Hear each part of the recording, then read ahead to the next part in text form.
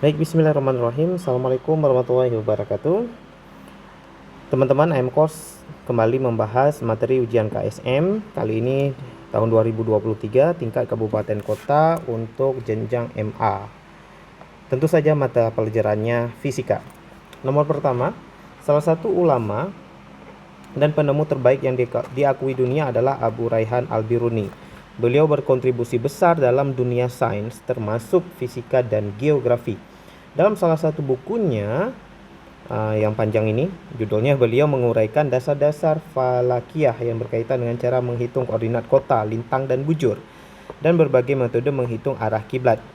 Saat ini pun pengetahuan terkait koordinat geografis sangat dibutuhkan. Jika sebuah titik memiliki koordinat geografis 6,1745 derajat lintang selatan, 106,8827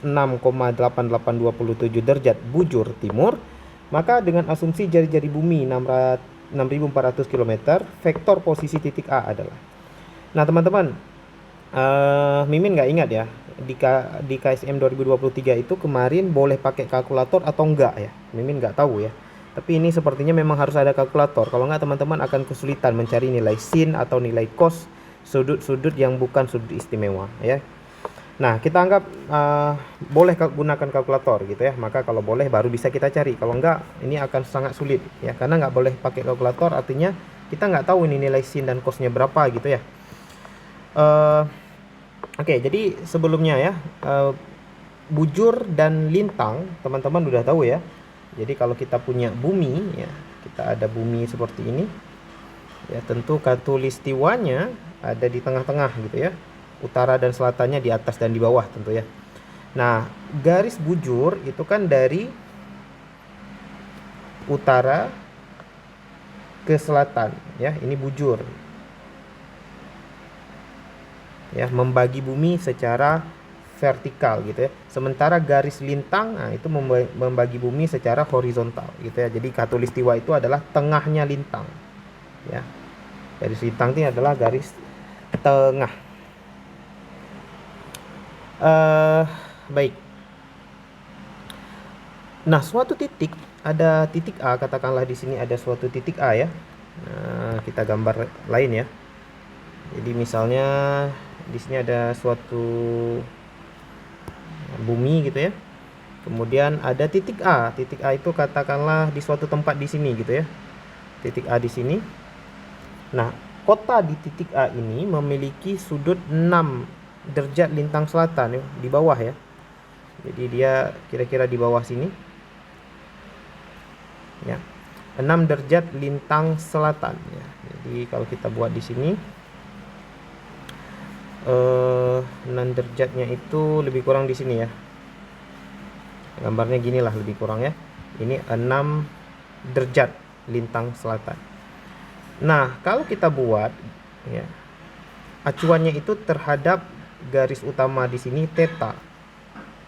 Gitu ya. Acuannya yang bawah berarti tetanya sebesar kita ambil 6 derajat ya, lebih kurang ya. Jadi 90 dikurang 6 ya, 84 derajat.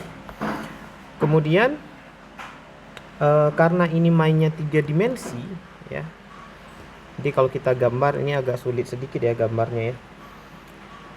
Nanti bujurnya ya, ada lokasi bujurnya. Titik A ini ada lokasi bujurnya.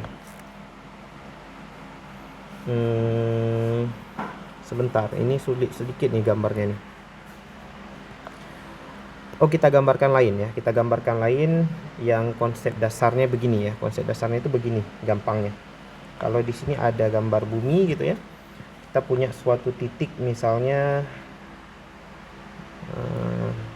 di sini itu titik P gitu ya. Nah, ini kan sumbu-sumbunya ya. Jadi nanti ada sumbu-sumbunya.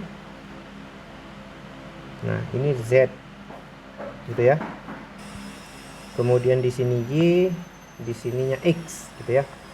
Maka titik P ini dia punya sudut ya, theta ya, terhadap karena titik P di atas ya sudutnya ini. Kalau titik P nya di bawah, sudutnya tetanya yang sebelah sini ya gitu ya.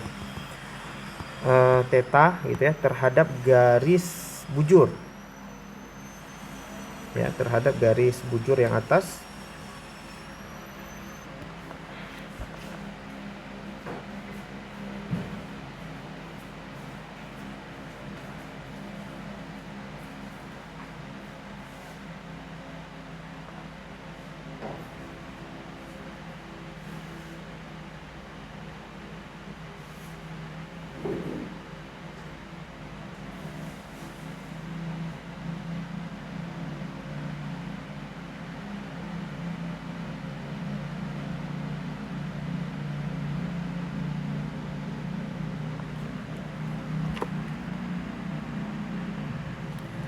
Oke, sorry, tadi agak macet ya. Jadi selanjutnya posisi ya, posisi X, Y, dan Z ya untuk gambar ini harusnya ada gambar lagi ya. Jadi biar cepat aja kita langsung ke rumus hasilnya aja ya. Kita nggak perlu turunkan rumus di sini.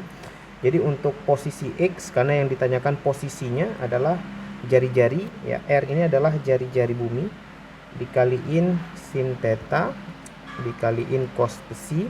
Kemudian kalau ditanyakan Y itu R sin theta dikaliin cos besi. Kemudian kalau ditanyakan Z itu R cos theta ya. Nah, kalau kita perhatikan pilihan jawabannya, maka yang paling mudah kita cek itu cek aja Z-nya ya. Karena Z-nya itu pilihan jawabannya beda-beda juga ya. Jadi cukup cek satu aja, kalau dapat langsung boleh gitu ya. Jadi Z sama dengan R-nya 6400. Ini adalah jari-jari buminya 6400. Kemudian cos theta. Nah, tetanya adalah cos 80 derajat ya. 84 ya, cos 84 derajat. Nah, hasilnya berapa? Nah, kalau kita tekan kalkulator, hasilnya itu sekitar 668, sekian ya. Ini ke sumbu Z, berarti ke sumbu K gitu ya. 668 itu ada di jawaban untuk Z, untuk Z-nya, untuk K-nya di C dan D. Nah, karena ini terletak di bawah titik A ini lintang selatan terletak di bawah, berarti minus 688 gitu ya. 668 sih, 668 gitu ya. Ya. 688 ya, 688. Nah, ini sekitar ya kalau kita cari cos 84 ya. Bukan cos 84 sih sebenarnya ya. Kalau kalian cari 90 derajat ini jangan dikurangkan 6 derajat, tapi dikurangkan 90 derajat kurang 6,1745 gitu ya. Ini dapatnya berapa? Tekan kalkulator lalu tekan cosnya, kalian akan dapat nilai Z itu 688 lebih kurang gitu ya. Maka karena dia di bawah lintang selatan, maka jawaban yang paling tepat ini diambil C saja gitu ya. Jadi cukup cek jawaban saja gitu. Baik, nomor 2. Jika hasil pengukuran panjang, lebar, dan tinggi sebuah balok 117 lebih kurang 0,5 mm, 89 lebih kurang 0, jadi ini adalah panjang,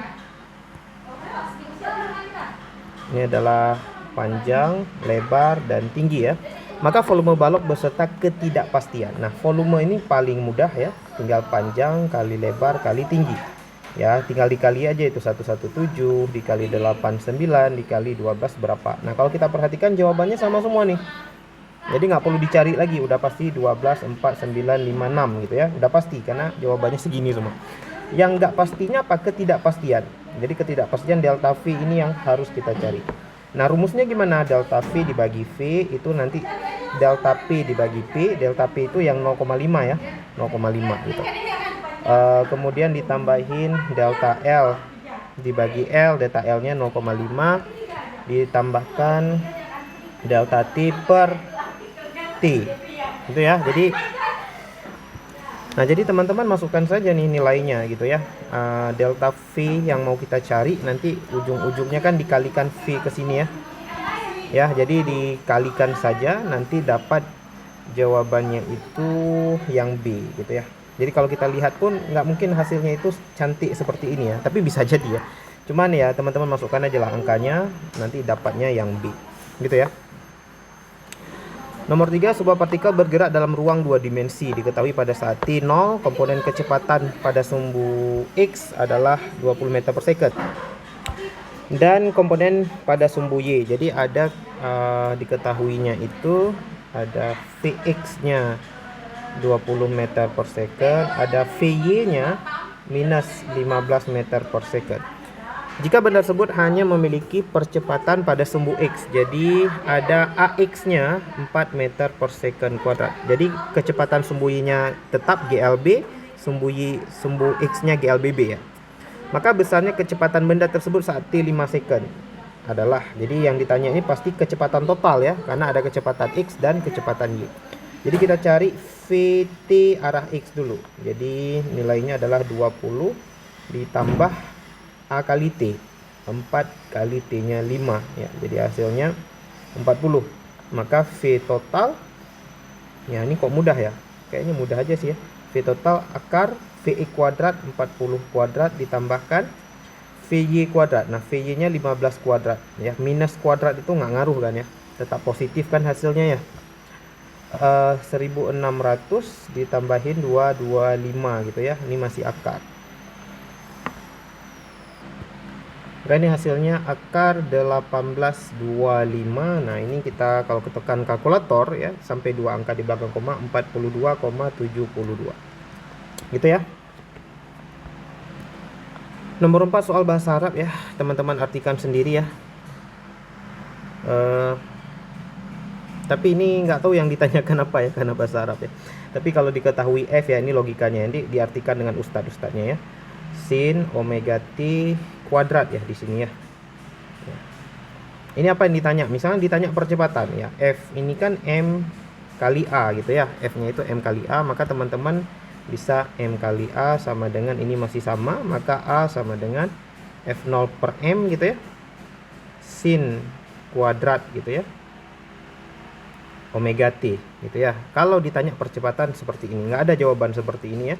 Tapi ini kalau kita lihat di pertanyaan, dalam omeganya pi per 2, maka teman-teman bisa cari A sama dengan F0 per M sin kuadrat omega T, omeganya, omega T nya pi per 2. Pi per 2 itu berarti 180 bagi 2, 90 ya, 90. Nah maka jawabannya F0 per M kalau yang ditanyakannya itu percepatan. Tapi karena nggak ada jawaban, kemungkinan bukan ditanya percepatan ya, mungkin yang ditanyanya itu kecepatan. Nah kalau kecepatan ini turunkan lagi, integralkan ya. Jadi A itu adalah dv per dt, maka dv sama dengan F0 per M gitu ya, sin kuadrat omega T dt gitu. Jadi untuk mendapatkan V integral kiri, integral kanan, integral dv ya V kecepatan gitu ya.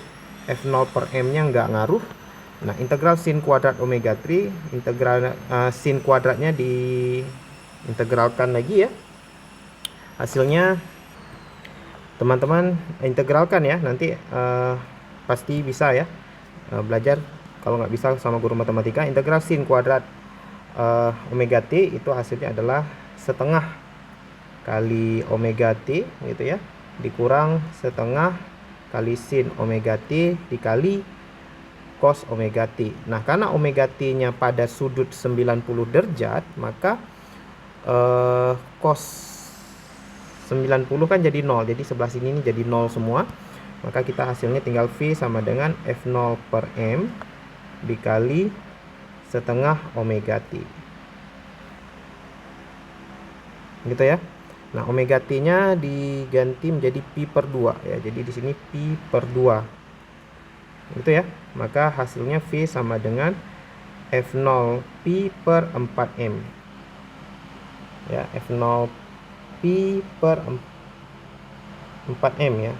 Yang paling mendekati ini yang A ya. Ya, jadi ini ada proses integralnya ya. Nanti teman-teman coba tanyakan ke guru matematika hasil integral ini apa, kemudian masukkan nilai omega t-nya pi per 2. Nah, dengan catatan ini tadi karena kita nggak tahu apa yang ditanyakan, bahasa Arab ya, ini masih bertanya-tanya, jadi ini masih bisa jadi jawabannya A, bisa bukan ya teman-teman. Jangan terlalu percaya untuk pembahasan saya nomor 4 ini, karena di pertanyaannya bahasa Arabnya saya nggak tahu apakah ini benar kuadrat di sini ya, jadi sin omega t kuadrat atau bukan gitu ya. Ini penulisan bahasa Arabnya gimana nih ya. Jadi teman-teman tanyakan ke ustadz yang paham bahasa Arab, lalu kalau udah tahu apa yang ditanya, Nah, baru cari ya. Tapi kalau prediksinya biasanya diketahui F begini, ditanyakan A, kalau nggak ditanyakan A, ditanya V atau ditanya X-nya malah. Gitu ya teman-teman ya. Jadi nomor 4 ini ya masih kira-kira lah. Nomor 5, sebuah benda dengan massa M dan besarnya M sama dengan jumlah ayat dalam surah Al-Mulk. Nah, surah Al-Mulk ayatnya ada berapa? M sama dengan 30 ya. Jadi 30 kg. Didorong dengan gaya konstan F sehingga bergerak dengan kecepatan sesuai grafik. Nah, di sini kecepatannya dalam meter per second dan second ya. Maka besar F. Nah, jadi di sini grafiknya V terhadap T. Ingat teman-teman, kalau punya grafik V terhadap T, ya kita bisa cari apa? Ya, V dikali T itu S. Ya, jadi jarak itu V kali T bisa dicari dari luas. Luas daerah di bawah grafik ini adalah luas. Tapi kalau V dibagi T itu percepatan. Nah, percepatan bisa dicari dari kemiringan. Jadi teman-teman cari aja F itu dari M dikali A ya. Tapi A-nya dari delta V per delta T. Jadi kemiringannya M-nya 30, kemiringannya ya cari aja kemiringan. Kemiringan itu kan berarti sama dengan tan theta ya. Jadi delta V-nya berapa ini dari bawah ke atas? Delta V-nya 2 ke 5 berarti 3. Delta T-nya dari 0 ke 0,5 berarti 0,5. Berarti 3 dibagi 0,5 ya. Berarti hasilnya 90 bagi 0,5 atau 90 per setengah gitu ya, atau 90 dikali 2 per 1 itu 180 Newton ya, 180 Newton. Nah, ini jawaban untuk nomor 5 lebih kurang ya.